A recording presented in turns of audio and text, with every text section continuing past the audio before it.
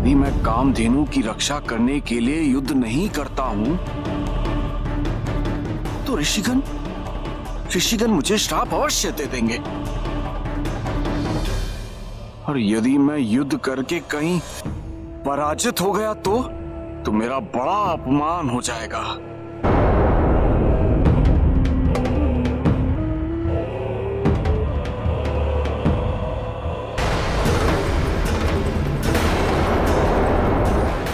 मुझे स्वीकार है,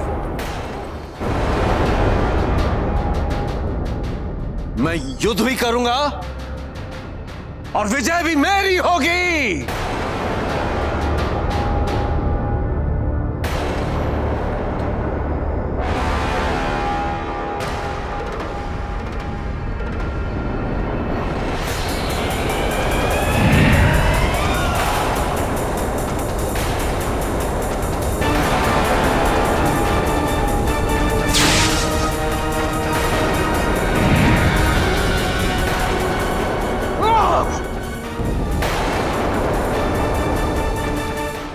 किंतु ये कैसे संभव है? माता पार्वती ने तो स्वयं माँ को आश्वस्त किया था कि वो सब कुछ ठीक कर देंगी। माता पार्वती अपने बात का मान अवश्य रखेंगी।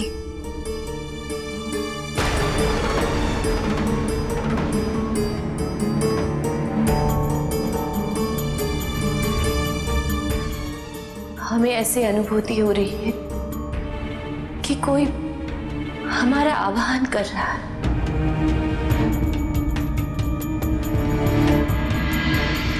हे माता पार्वती, दुष्ट अर्नासुर से मेरी माँ की रक्षा करिए।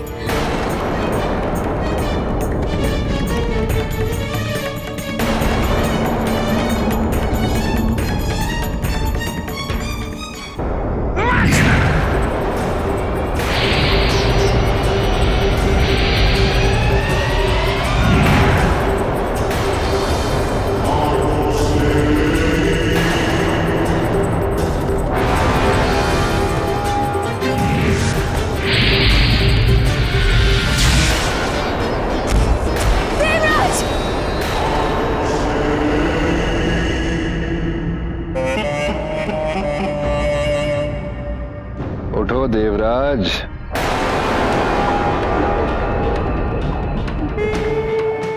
पराजित हो गए इतने शीघ्र?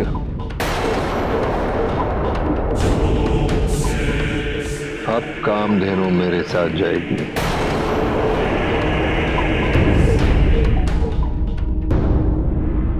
स्वामी, हमें जाना होगा। कामधेनु की रक्षा है तो हमें जाना होगा।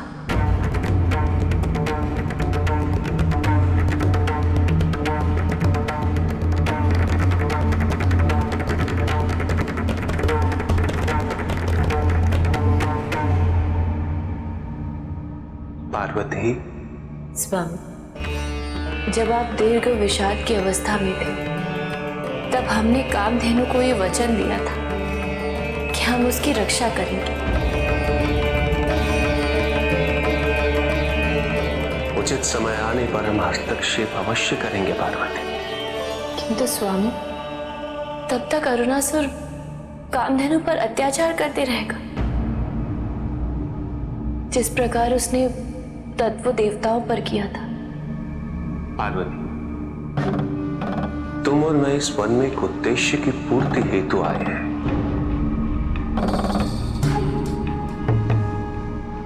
यदि हमने उस उद्देश्य को पूर्ण नहीं किया तो प्रकृति में संतुलन नहीं लौट सकेगा और वो पुनः परिपूर्ण भी नहीं हो सकेगी। मैं तुम्हें वचन देता हूं पार्वती, मैं कामधेनु की रक्षा अवश्य करूंगा। धैर्य रखो।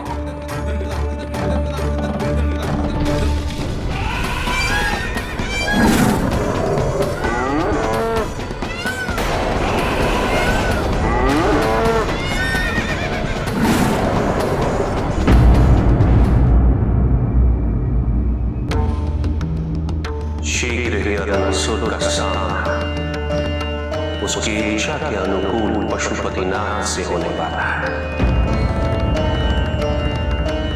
किंतु परिणाम उसकी इच्छा के प्रतिकूल होगा पार्वती।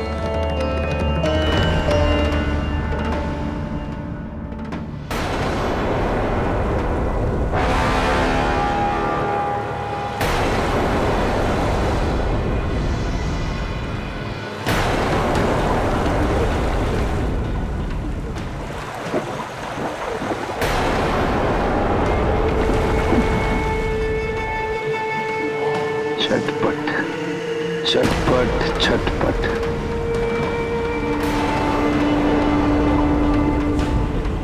देखो पशुपतिनाथ, तुम्हारे सभी जीव जंतुओं की कैसी दुर्दशा कर रहा है यह अरुणासुर। तुम आने में जितना विलंब करोगे, ये जीव जंतु ऐसे ही तड़पते रहेंगे। वो दुष्ट इन निर्दोष प्राणियों पर अत्याचार कर रहा है, और वो भी पशुपति नाथ के आवाहन है, तो उसे रोकना होगा। दोनों ही कारणों से। एक तो महादेव एवं देवी पार्वती का एकांतवास आवश्यक है, उसमें किसी भी प्रकार की बाधा नहीं आनी चाहिए।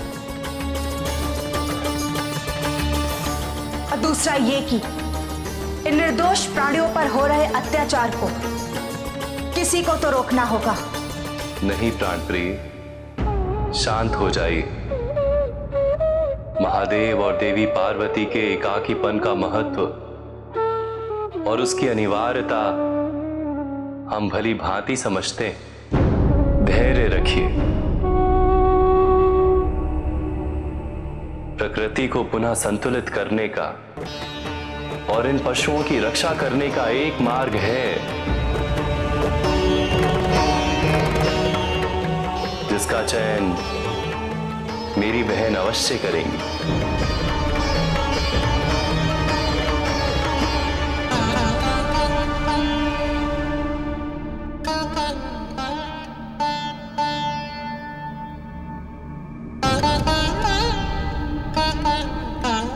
स्वामी, पशुओं पर अरुणासुर के अत्याचार बढ़ते जा रहे हैं। ऐसे में प्रकृति को शांत होकर संतुलित करने हेतु हमें ध्यान गर्भ की रचना करनी होगी। प्रभु, ध्यान गर्भ की रचना कैसे होगी? महादेव और देवी पार्वती एक दूसरे के सम्मुख होंगे, अपलक एक दूसरे को देखते हुए इस निजता से उत्पन्न हुए आनंद से प्रकृति को परिपूर्ण करेंगे। अर्थात शीघ्र ही समस्त पशुओं की समस्या का निवारण होगा।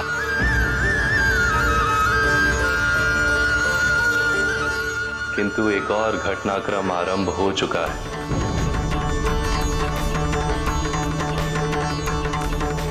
कामधेनु और अन्य पशुओं पर हुए अत्याचार का विरोध करने हेतु सभी पशु, सभी वाहन अपने अपने देवताओं का स्थान त्याग रहे हैं।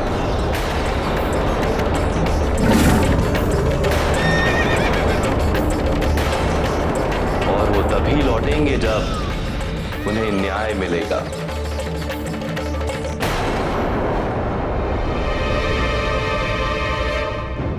पहले महादेव के विषाद के कारण ऐरावत ने स्वर्ग में उत्पात मचाया,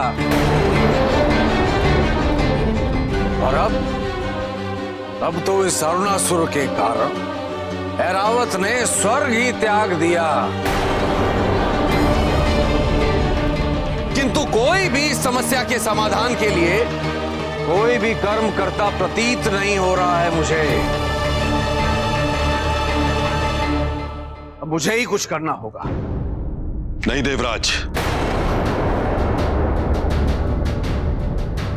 सर्वप्रथम मैं आपको स्मरण कराना चाहता हूं कि ब्रह्मदेव ने आपसे एक बार क्या कहा था।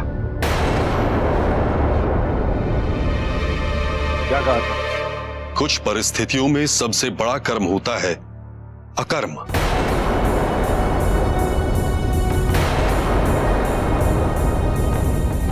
मेरे कहने का तात्पर्य यह है देवराज कि इन सब की चिंता आप त्रिदेवों को ही करने दे तो उचित होगा। देवों को? अरे उन्हीं के कारण तो ये समस्या उत्पन्न हुई है देवगुरु। ब्रह्मदेव ने तो स्वयं अरुणासुर को वरदान दे दिया, नारायण ने अरुणासुर को जाने दिया, और महादेव के एकांतवास में किसी को भी बाधा उत्पन्न करने की अनुमति नहीं है। किंतु मैं औरों की भांति हाथ पे हाथ धरे बैठा नहीं रह सकता हूं। मैं स्वयं जाऊंगा महादेव के पास। अरे एकांतवास इस समस्या के समाधान के बाद भी किया जा सकता है। नहीं देवराज, यह उचित नहीं होगा। कृपा कर आप वहां मत जाइए। क्या आप लोगों को इस संसार की कोई चिंता है या नहीं?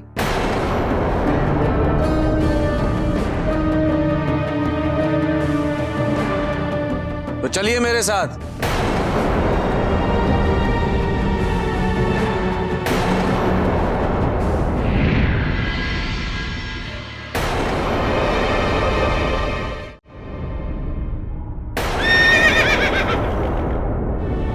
आप सभी धैर्य रखिए, महादेव अवश्य ही न्याय करेंगे। तब तक आप सभी पुनः अपने अपने देवताओं के पास लौट जाइए। नहीं, हम नहीं जाएंगे जब तक हमें न्याय नहीं मिल जाता। और महादेव की अनुपस्थिति में मैं नंदी से निवेदन करता हूँ कि वो हमारा नेतृत्व करें। नहीं नहीं, अपने प्रभु की अनुमति के बिना ऐसा कोई भी कार्य करना मेरे लिए संभव ही नहीं है। नंदी, अन्य पशु पक्षी हमारी और आपकी भांति भाग्यशाली नहीं है, और उनके कल्याण हेतु यदि हम कुछ कर सकते हैं तो क्यों नहीं है? मत भूलिए नंदी कि कुछ समय पूर्व जब आप पशुओं की दयनीय अवस्था देख द्रवित हुए थे तो पशु पूजा, पशु प्रेम और पशु कल्याण का संदेश संसार तक पहुंचाने हेतु महादेव ने लोकनाथ का रूप धारण किया था।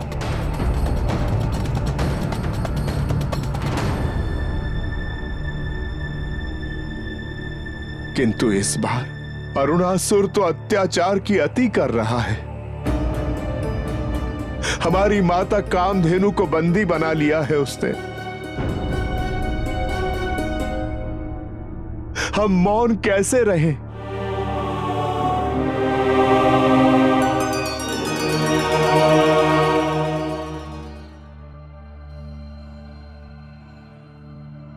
मैं आप सभी को आश्वस्त करता हूं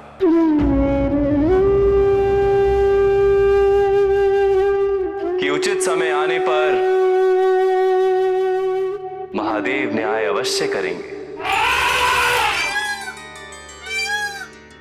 नारायण ने आश्वस्त किया है, अब हम सभी को लौटना चाहिए।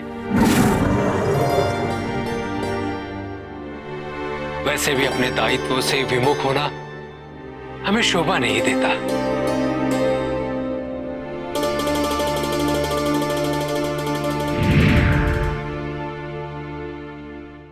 किंतु प्रभु, एक और समस्या है।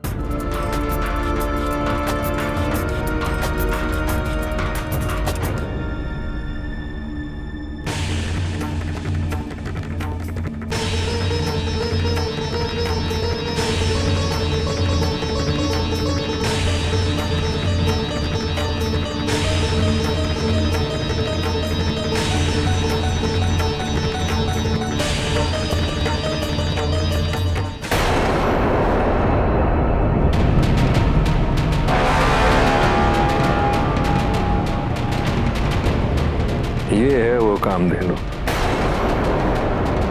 दैवीय शक्तियों वाली। चमत्कार करने वाली।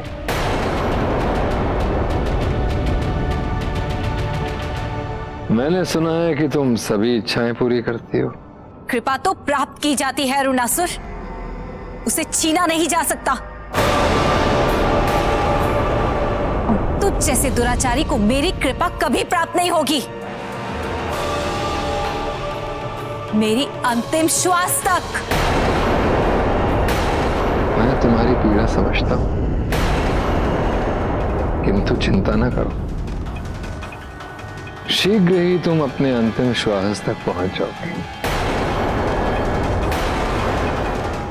सत्य को पहचानो अरुणासुर, अपनी माता को पुनर्जीवित करना तुम्हारा प्रेम नहीं है, तुम्हारा हठ है, और इसमें तुम कभी सफल नहीं होगे। देखती जाओ कामधेनु, तुम्हारे पशुपतिनाथ एक बार मेरे समक्ष आए तो तुम्हें ज्ञात होगा कि जो तुम सोच रही हो सत्य वो नहीं है।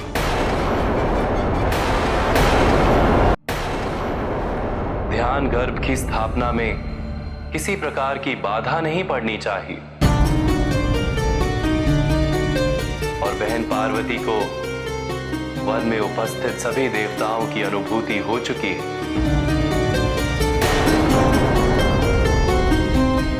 प्रभु, मैं शीघ्र अतिशीघ्र वन में जाकर समस्त देवताओं को लौटने के लिए कहता हूं।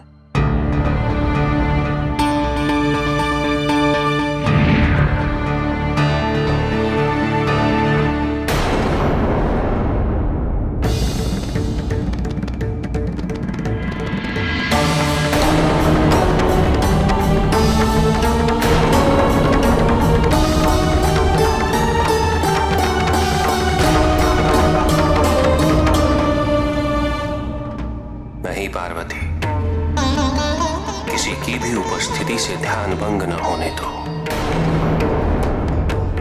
इस समय तुम्हारी एकाग्रता अति आवश्यक है। किंतु स्वामी, ये जानते हुए भी कि हमारे इस एकांतवास की महत्ता क्या है, जो भी यहाँ इस प्रक्रिया में बाधा डालने आया है उसे दंड अवश्य मिलेगा।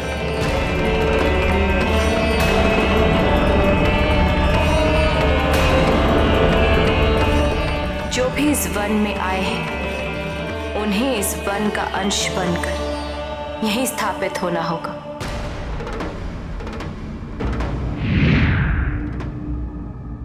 देवराज, मैं आपसे पुनः निवेदन करता हूं कि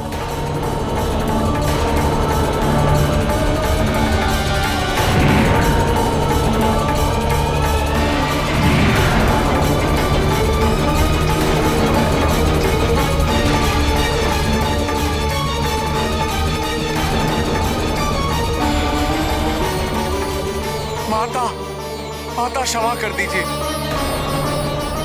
माता।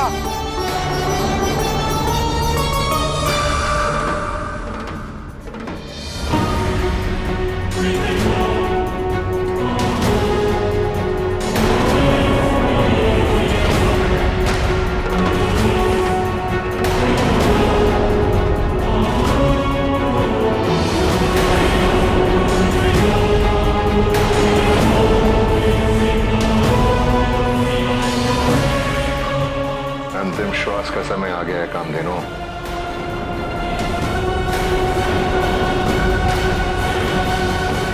हाँ स्वामी, हमें ज्ञात है। आप कामधेनु की रक्षा हेतु प्रस्थान करिए और हम साधना में लीन होने जा रहे हैं, ताकि आपकी अनुपस्थिति में भी इस ध्यान गर्भ की रचना का कार्य अबाधित चलता रहे।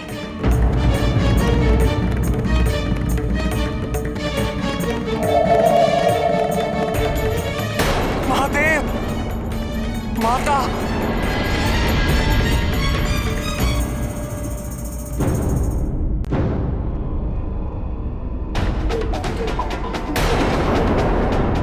मेरी मां को तो जीवित नहीं कर सके, पर समस्त पशुओं की माता के प्राणों की रक्षा करने तो तुम्हें आना ही होगा पशुपतिनाथ। आओ पशुपतिनाथ, आओ। ऐसा ना हो कि तुम्हारे आगमन में विलंब हो जाए।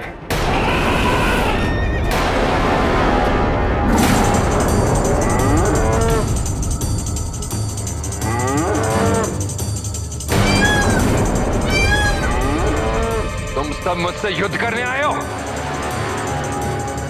विद्रोह करने। मूर्खों, तुम्हें ज्ञात नहीं है कि ब्रह्मदेव ने मुझे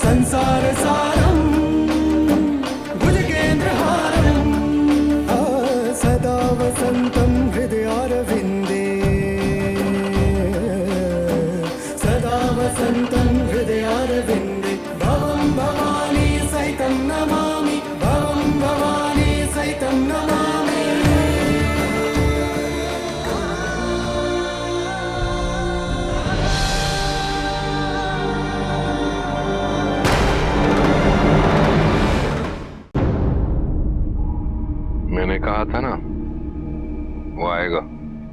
अरुणासुर, मैं यहां तुम्हारे आह्वान पे तुम्हारी मां को पुनः जीवित करने नहीं आया। मैं आया हूं क्योंकि इन सभी पशुओं की रक्षा करना मेरा दायित्व है। इस प्रकार पंचतत्व देवताओं की रक्षा करने भूतनाथ को आना पड़ा था।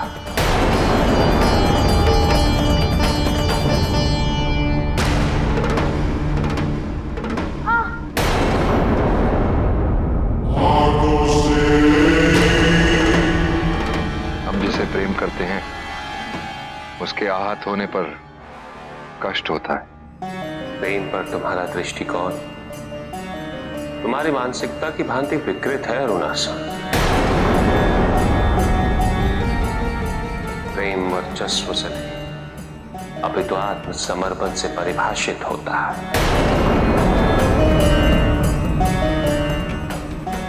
केवल शारीरिक सुखों और दुखों से प्रभावित होने वाला प्रेम नहीं होता अरुणासुर। इन पशुओं का और मेरा प्रेम भी केवल इनके इस जीवन काल के कष्टों तक सीमित नहीं,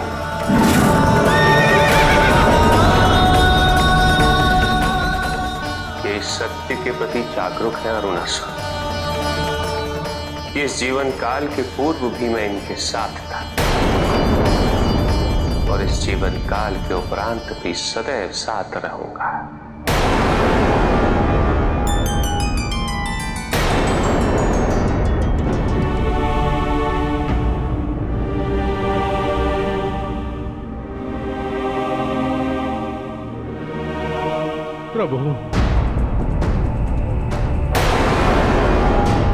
प्रभु, हम इस राज्य में यही सोचकर जीवित रहे कि भगवान नहीं होते हैं, किंतु आज आपके दर्शन मात्र से ज्ञात हो गया है कि आपकी कृपा न पाकर हमने जीवन में क्या खोया और क्या नहीं पाया।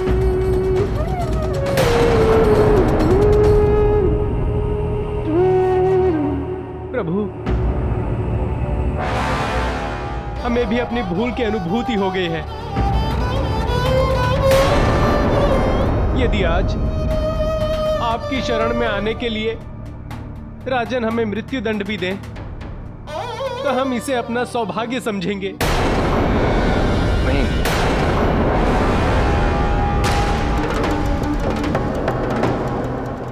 अरुणासुर, भूल का बोध होना भूल सुधारने के लिए अनिवार्य है। मुक्त कर दो इन पशुओं को, मुक्त कर दो कामधेनु को।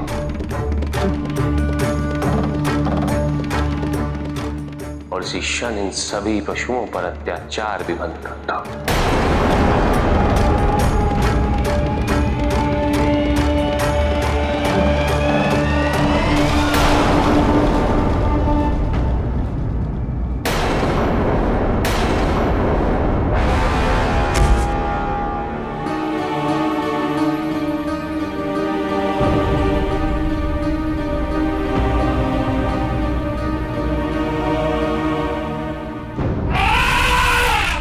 अच्छा लगा ना?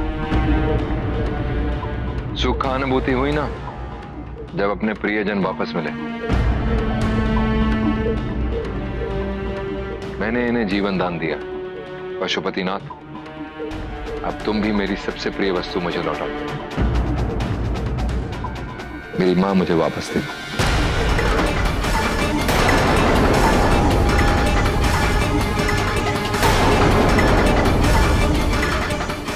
स्मरण रहे अरुणासुर, ना ये पशु मेरे और ना ही तुम्हारी मां तुम्हारी। मुक्त कर दो उसे, यह आसक्ति बंद कर दो अरुणासुर। मैं तुम्हारी भांति महान नहीं,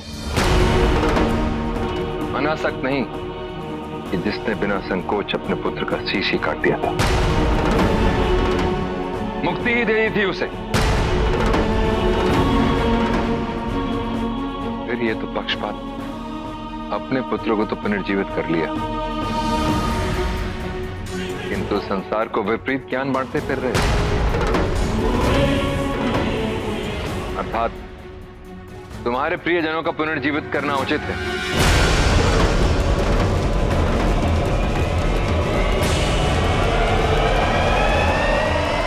किंतु एक पुत्र का अपनी मां को पुनर्जीवित करने का प्रयास मानसिक विकृति।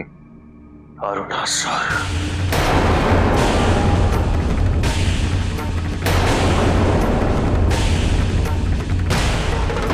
बोलो बोलो तो मैं भी उत्तर दूंगा तुम्हें।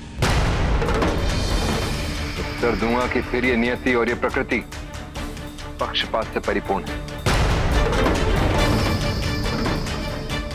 खंडन कर सकते हो इस तथ्य का? क्यों प्रकृति के नियति के सारे नियम केवल मनुष्य और असुरों के लिए हैं? क्यों देवताओं की मृत्यु नहीं होती? क्यों देवताओं को ही अमृतत्व प्राप्त है?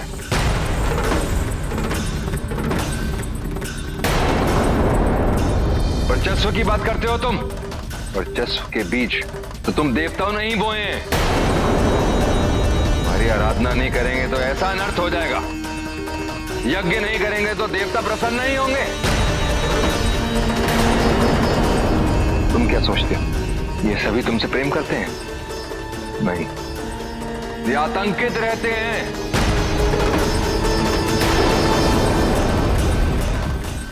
कि देवता प्रसन्न नहीं हुए तो जीवन में कष्ट आएंगे। प्रश्न नियंत्रण का माध्यम नहीं अरुणासुर,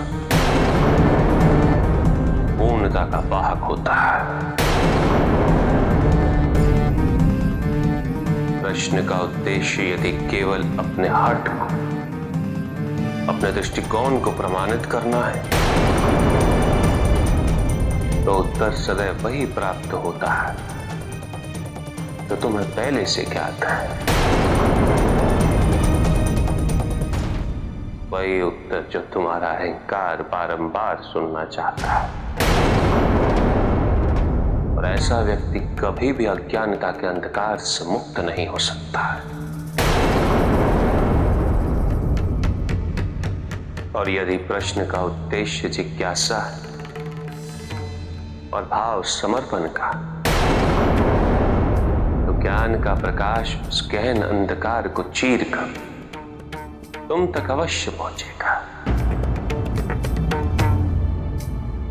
और जिस क्षण तुम ये समझ जाओ तुम्हें अपनी नग्नता का बोध हो जाएगा।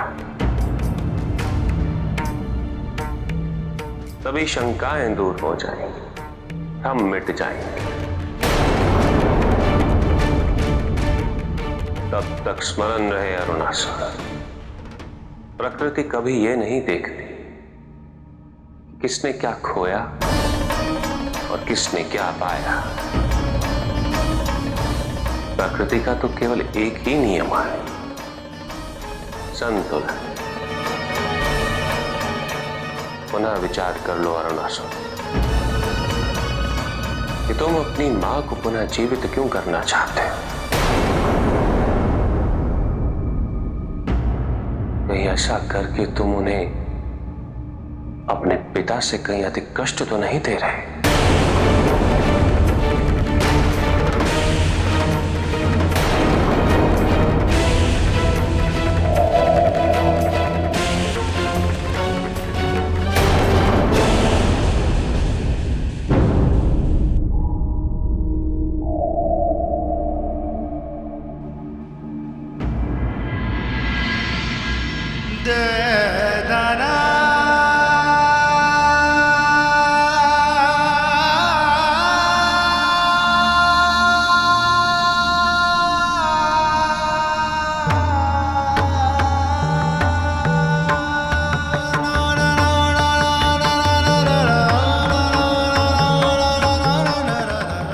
प्रकृति को संतुलित व परिपूर्ण करने की प्रक्रिया अब संपन्न हो। अब हम कैलाश लौट सकते हैं स्वामी। अवश्य पार्वती। माता, माता, महादेव, मुझे इस श्राप से मुक्त करते जाइए। मेरे कहने का अर्थ है कि हम सभी देवताओं को क्षमा कर दी। नहीं, हम क्षमा नहीं करेंगे। आप सभी देवताओं ने मर्यादा का उल्लंघन किया, अपनी दायित्वों की अवहेलना करते हुए एक बहुत ही महत्वपूर्ण कार्य को बाधित करने का प्रयत्न किया है। पार्वती, हमारे एकांतवास का उद्देश्य पूर्ण हुआ। क्षमा कर दो इन्हें।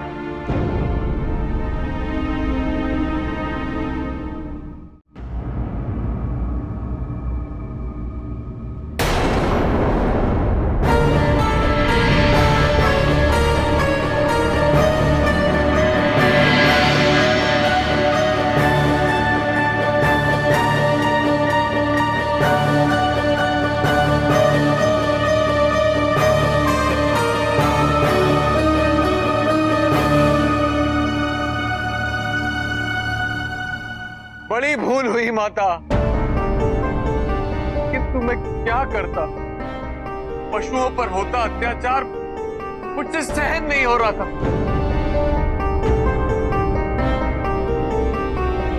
उनकी पीड़ा देखी नहीं जा रही थी मुझसे। इसीलिए अधीरता में ऐसा कर बैठा। सभी देवताओं की ओर से मैं आपसे पुनः क्षमा मांगता हूं।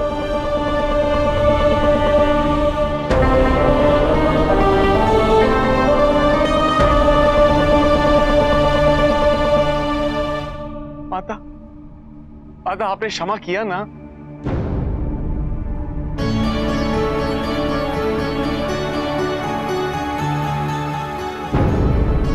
चलो देवता, चलो, हमें स्वर्ग लोग लौटना चाहिए। प्रणाम माता, प्रणाम प्रभु।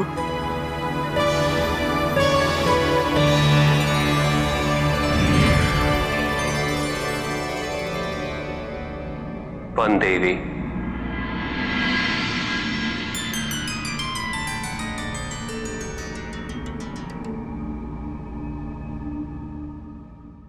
आपने हमारे एकांतवास को इस वन में संभव बनाया। इस महान कार्य की पूर्ति हेतु आपका सहयोग और आपका योगदान अत्यंत महत्वपूर्ण था। नहीं महादेव, यहाँ पे आपका और माता पार्वती का पदार्पण हुआ। ये तो मेरा सौभाग्य था, आपका संगीत सुनने का अवसर मिला। गर्भगृह में आपकी और माता पार्वती की साधना का अक्षोभ समस्त वन अनुभव कर सका।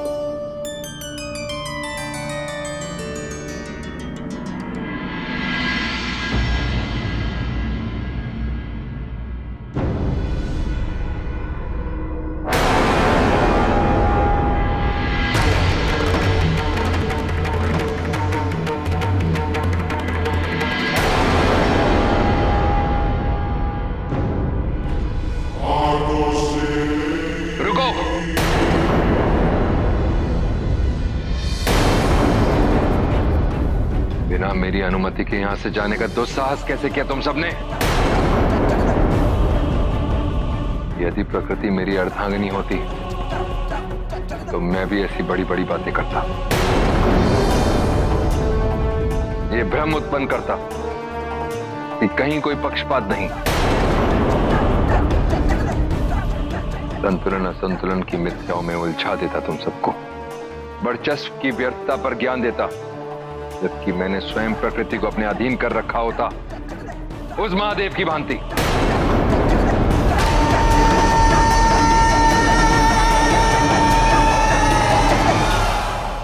नहीं, ये पक्षपात है और इसके लिए मैं कोई भी तर्क स्वीकार नहीं कर सकता हूं। मेरी मां को पुनर्जीवित करना होगा महादेव को, तभी मानूंगा मैं ये पक्षपात नहीं।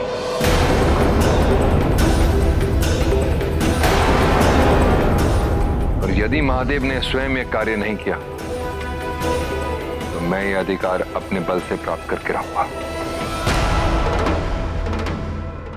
जिस प्रकृति ने मेरी मां को मुझसे दूर किया, वही प्रकृति अब मेरी मां को मुझे लौटाने में सहायता करेगी। जो भी मुझे रोक सकता है, रोक के दिखाए। प्रभु, गौ माता कामधेनु और अन्य पशुओं की रक्षा करने के लिए धन्यवाद।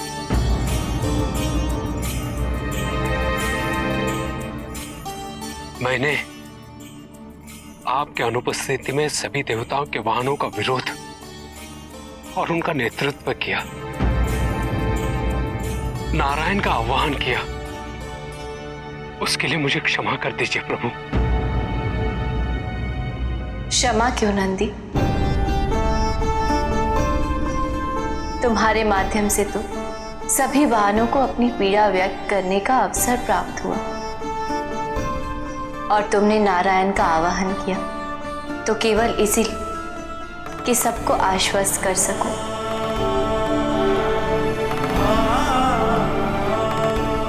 कि स्वामी और हम शीघ्र ही उनकी चिंता का समाधान करेंगे। अब सभी वाहन अपने अपने देवी देवताओं के पास पुनः लौट रहे।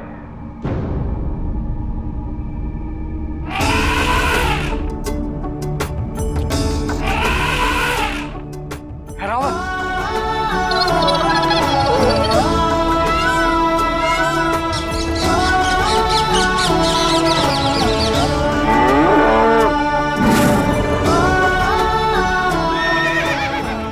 कामधेनु भी स्वर्ग की ओर अग्रसर है।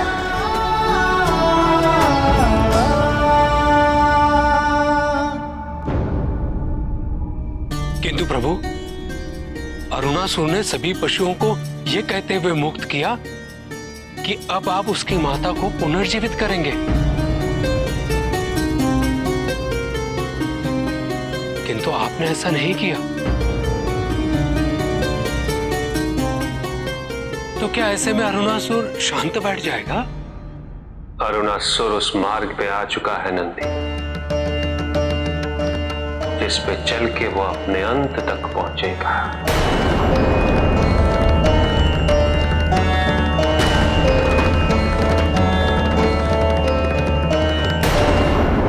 जो कुछ हुआ तुम सभी ने प्रत्यक्ष अपने नेत्रों से देखा। देवताओं ने सदैव यही किया।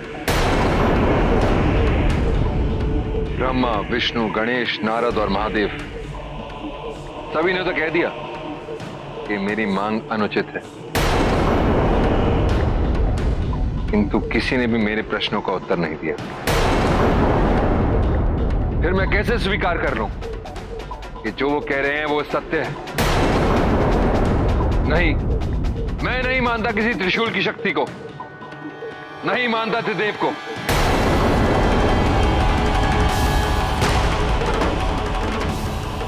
या तो कुछ है और या कुछ नहीं है।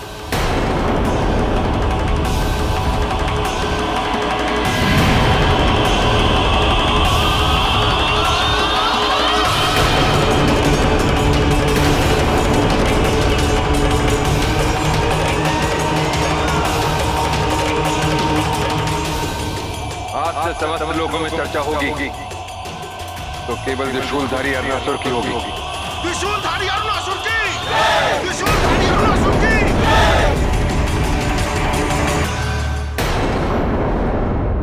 अब शीघ्र ही विचार पद्धतियों का युद्ध आरंभ होगा और ना केवल अरुणासुर की अपितु किसी और की भी परीक्षा का माध्यम बनेगा ये युद्ध।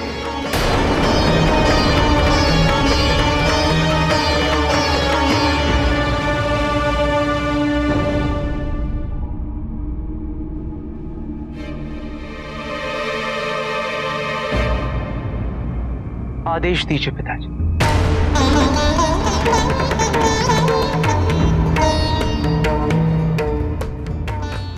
क्या हुआ पिताजी?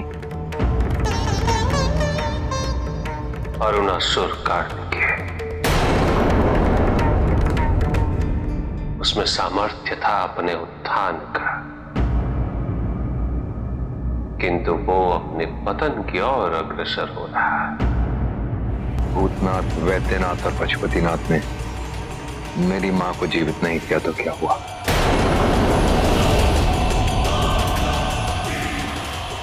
मैं अपनी मां की आत्मा उससे वापस लेकर आऊंगा जो ले गया था।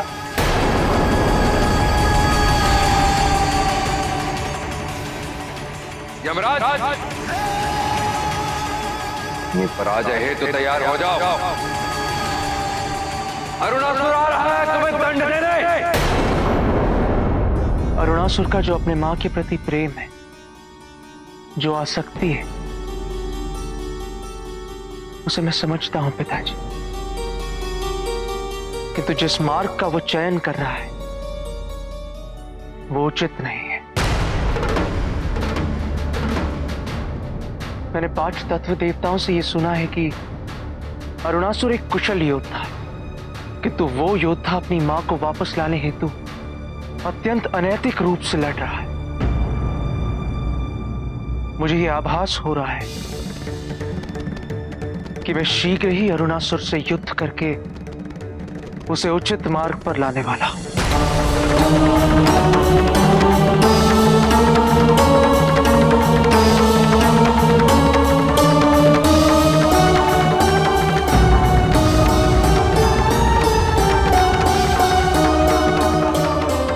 तुमने कई युद्ध लड़े हैं पुत्र, किंतु ये युद्ध उन सभी युद्धों से कहीं भिन्न होगा।